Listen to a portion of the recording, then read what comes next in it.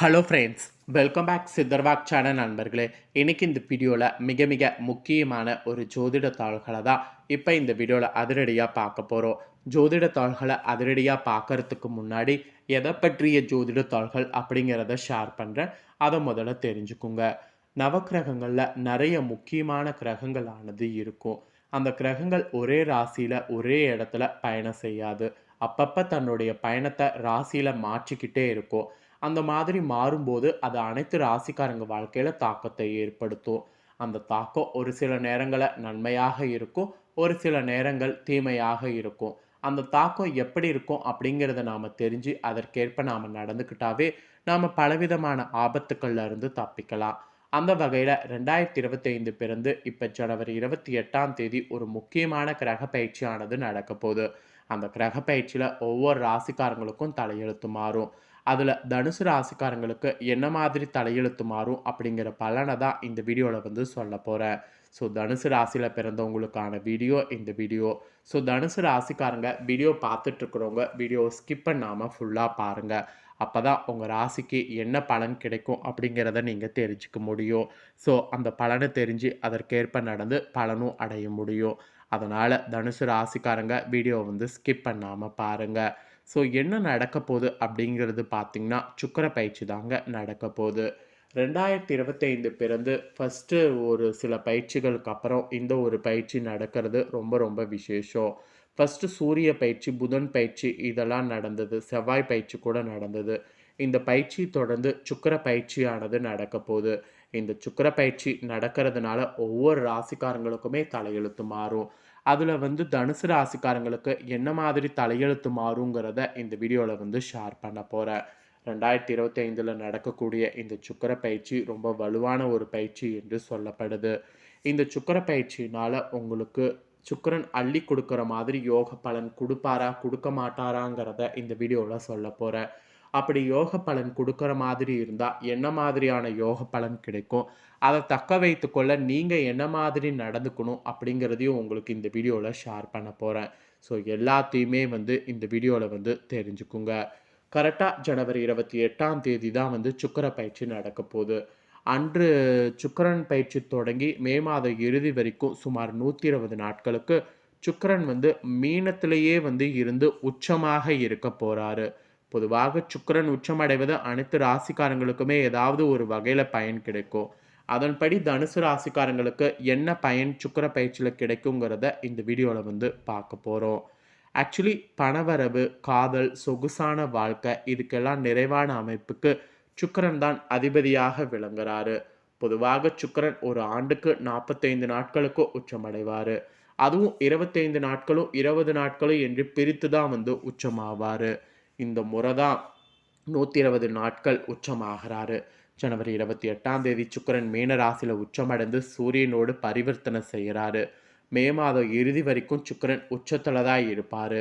June மாதம் தொடக்கத்தில் தான் சுக்கிரன் பார்த்தீங்கன்னு வச்சுக்கோங்களேன் உச்சமாகிறது வந்து நீங்கள் போகுது. ஸோ இந்த சுக்கிரன் உச்சமாகிறதே ஒரு பயங்கரம் என்று சொல்லப்படுது. சுக்கிரன் என்றாலே ஒரு பாசிட்டிவான கிரகம் என்று தான் மேக்சிமம் சொல்லப்படுது.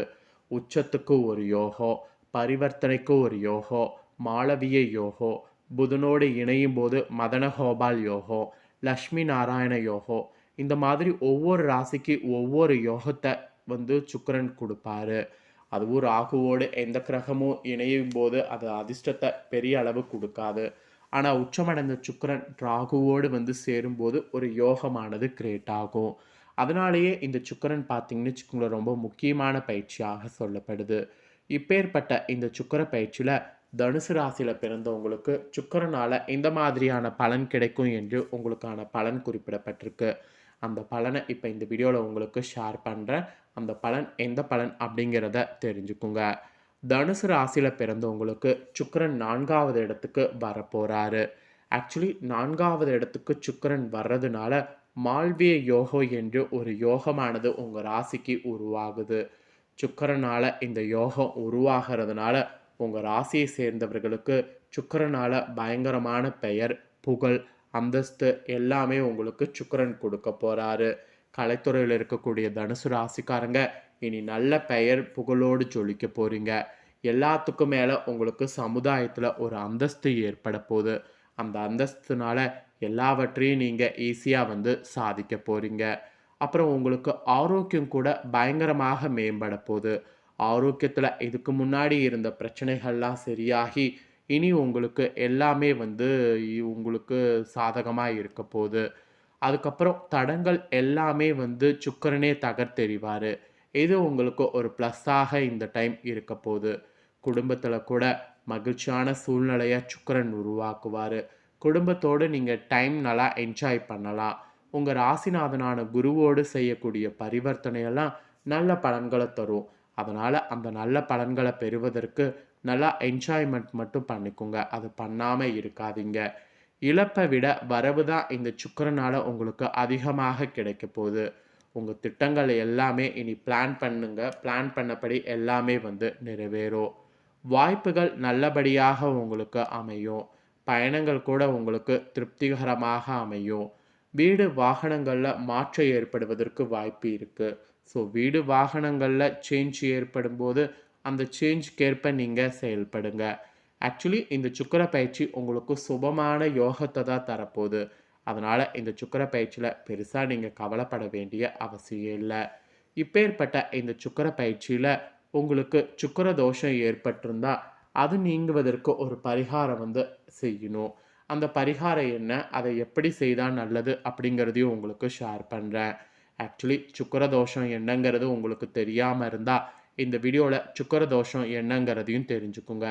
இந்த தோஷம் நீங்க எளிய செய்ய வேண்டிய பரிகாரங்களும் என்னென்னங்கிறதையும் தெரிஞ்சுக்குங்க.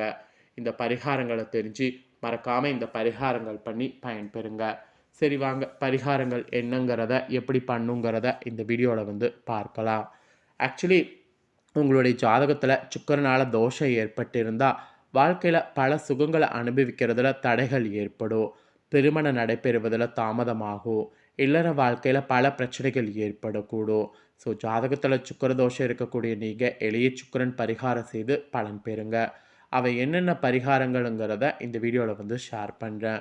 உங்களுடைய வாழ்க்கையில அனைத்து சுக சௌபாக்கியங்களையும் பெற்று மகிழ்ச்சியாக வாழ வேண்டும் எனில், உங்களுடைய ஜாதகத்துல சுக்கிரன் வலிமை பெற்றிருக்கிறது அவசியம். குறிப்பா ஒருவருடைய திருமண வாழ்க்கை இனிமையானதாக அமைய சுக்கிரன் வலிமை பெற்றிருக்க வேண்டும்.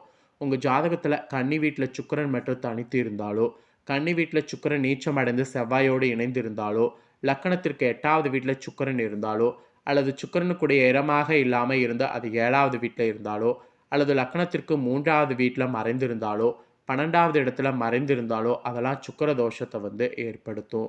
இந்த தோஷமானது திருமண தடை மற்றும் திருமணத்திற்கு தாமதம் ஏற்பட காரணமாக இருக்கும். அதாவது ஜாதகத்துல சுக்கிர பகவான் ஏதாவது ஒரு கெடுதல் செய்யக்கூடிய கோளோடு இணைந்திருந்தாலும் இந்த தோஷத்திற்கு காரணமாக மாறும். அதுக்கப்புறம் பார்த்தீங்கன்னு வச்சுக்கோங்களேன், தேவையற்ற பிரச்சனைகள் இந்த தோஷத்தினால வாழ்வில் சந்திக்க நேரிடும். பிற தோஷங்களை ஒப்பிடுகையில் சுக்கிர தோஷம் மெயினாக கெடுதல்கள் வந்து திருமண உறவில் ஏற்படும். விரிசல் ஏற்பட சில நேரங்களில் காரணமாக அமையும். இப்பேற்பட்ட சுக்கிர தோஷம் நீங்கள் பரிகாரமாக நீங்கள் தனுசு ராசிக்காரங்க செய்ய வேண்டியது இதுதான். தனித்து இருக்கக்கூடிய சுக்கிர பகவானை வழிபாடு செய்கிறதன் மூலிமா சுக்கிர தோஷத்தின் கெடுதல்கள் வந்து குறைப்பதற்கு வாய்ப்பு இருக்கு. அப்புறம் சுக்கிர பகவானுக்குரிய வெள்ளிக்கிழமையில விரதம் இருந்து வெந்நீர வஸ்திரம் அணிவித்து வெண்தாமரை மலரால் அர்ச்சனை செய்து வழிபாடு செய்யணும். அந்த நாளே மொச்சப்பயிறு சுண்டலை நெய்வேத்தியம் செய்து கோவிலுக்கு வரக்கூடிய பக்தர்களுக்கு வழங்கணும். இல்லை இதெல்லாம் எதுவும் செய்ய முடியாது அப்படிங்கிறவங்க வெள்ளிக்கிழமையில விரதம் இருந்து வீட்டு பூஜையில் மகாலட்சுமி திருவுருவ படத்தை அலங்கரித்து வைத்து நெய் தீபம் ஏற்றி மகாலட்சுமி சோத்திரம் கனகரச சோஸ்திரம் ஆகியவற்றை பாராயணம் செய்யணும். கூட பால் பாயாசம் நெய்வேத்தியம் செய்யணும். இதை செய்து வழிபாடு செய்தாலே சுக்கிரனால ஏற்படக்கூடிய கெடுபலன்கள்லேருந்து தப்பிக்க முடியும்.